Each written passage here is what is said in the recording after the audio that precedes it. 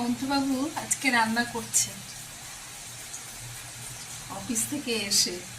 আজকে আমার খুব মজা, আমার রান্না তো করতে হচ্ছে না, আমি এখন গিয়ে ওই ঘরে বসে আরাম করব আর ও রান্না করবে। রান্না করে ভাত বেড়ে আমাকে ডাক দিয়ে আমি এসে খাবো মজা করে। মজা, রান্না তো করতে হচ্ছে না।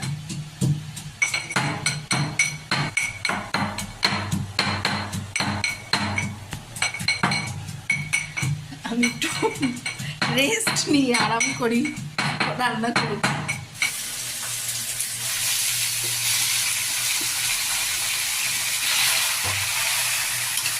আমার মহন্তবাবু সেদিন হঠাৎ চিকেন রান্নার বড় স্বাদ হয়েছিল।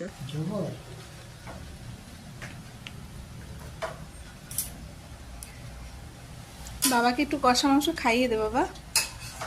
কেমন রান্না করেছে বল, খেয়ে। ভালো হয়েছে, খেতে ভালো হয়েছে? তাহলে এবার থেকে বাবা রান্না করবে মাংস। হ্যাঁ, আমি আর রান্না করব না কিন্তু।